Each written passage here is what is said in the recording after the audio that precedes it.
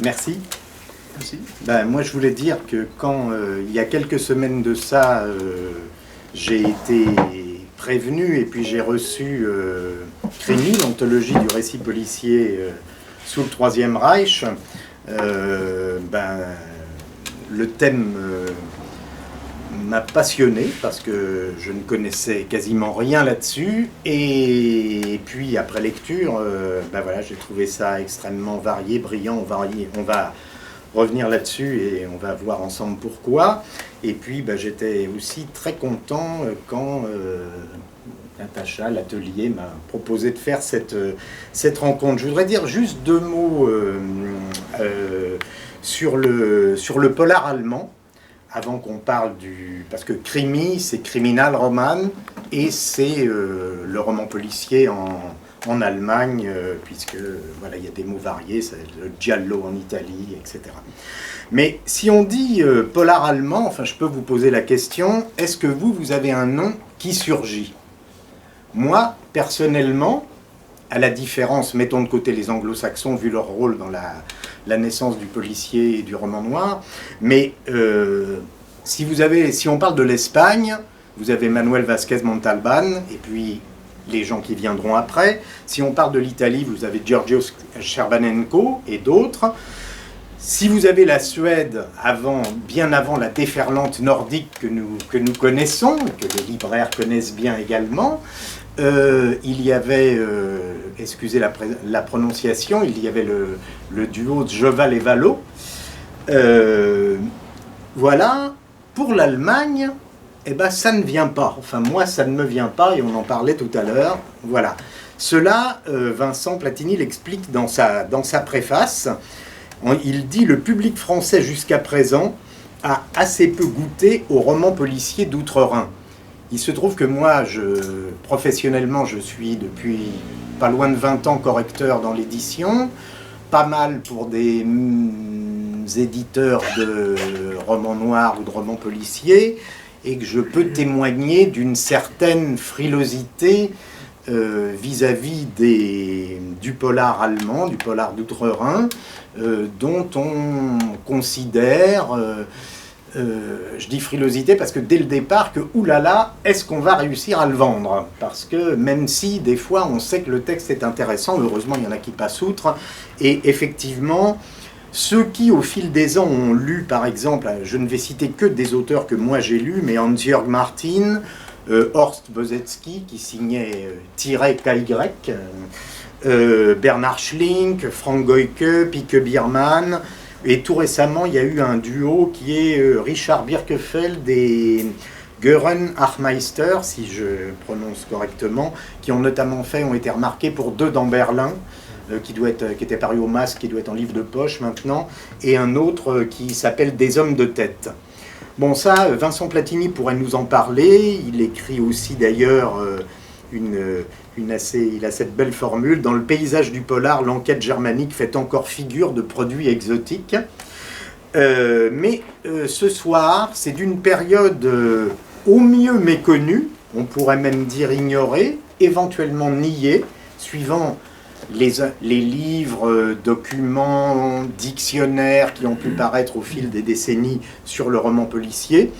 On va parler du Kriminalroman, du récit policier sous le Troisième Reich, qui, contrairement, y compris, c'est ce qui se disait encore dans des livres, j'ai vérifié ça dans les années 80, ne fut pas interdit.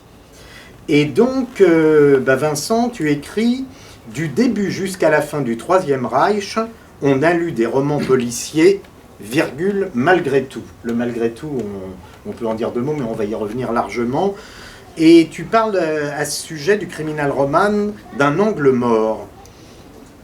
Alors, effectivement, c'est un angle mort, hein, puisque moi, durant mes années de thèse, je travaillais sur le Kriminalroman, notamment de la période de Weimar. Donc, on peut penser à des choses comme Mabuse, par exemple. Il y a quand même quelques articles dessus, et puis à partir de 1933, plus rien. Et vraiment plus rien, comme si du jour au lendemain, les Allemands avaient cessé de lire du polar. Or, bien sûr c'est faux, il suffit juste de Il suffit juste de gratter quelques bibliographies pour se rendre compte qu'il y avait une grosse production à cette époque, peut-être même plus importante qu'à l'époque de Weimar. Là, on parle quand même de l'ordre de 400-500 nouveaux titres sur certaines années. Donc c'est quand même assez important. Ça s'arrête non seulement pas sous le Troisième Reich, mais sous la guerre, enfin quand la guerre éclate, ça continue même, c'est même encouragé un petit peu par le régime. Et c'est vrai que c'est un petit peu ce qui m'a poussé à m'intéresser au crimi, c'est qu'on n'en parle absolument pas. C'est un angle mort, c'est une éclipse littéraire. On n'en parle pas aussi bien pendant qu'après. Les historiens de la littérature allemande ont complètement oublié ce détail de la littérature allemande entre 1933 et 1945. Pour vous donner une idée, en fait,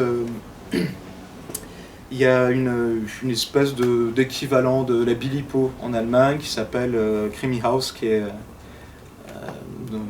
affilié à la bibliothèque de Brême, et qui commence ses fonds de bibliothèque à partir de 1965, en disant le crimi allemand auparavant, avant 65, non, il n'y avait rien.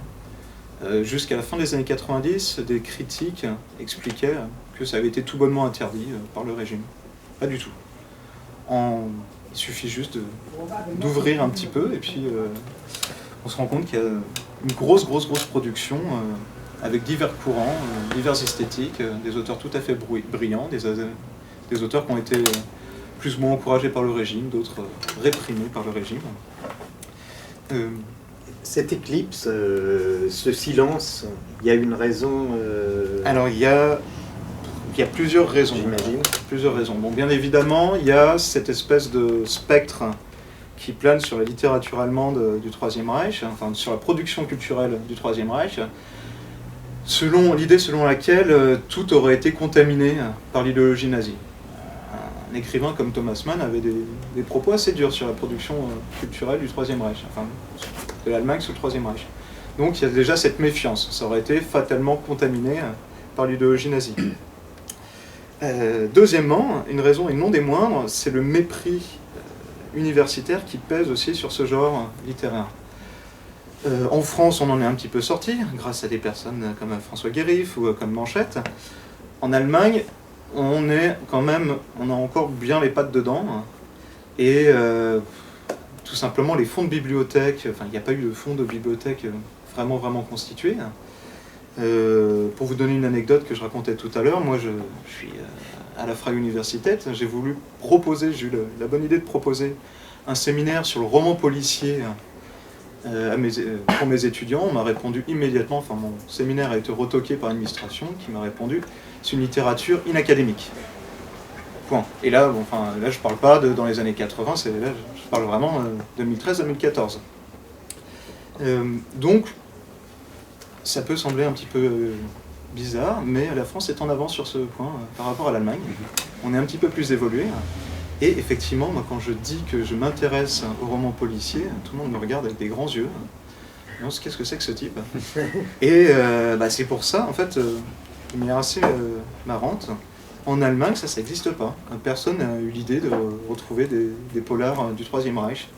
Personne ne s'est intéressé à ça. Il y a une personne que je cite de temps à autre dans ce livre qui s'appelle Carsten Wurman, qui a fait sa thèse sur le polar du Troisième Reich. Il n'a toujours pas édité sa thèse, enfin il a soutenu sa thèse, mais pour l'instant c'est en rade, il n'arrive pas à l'éditer.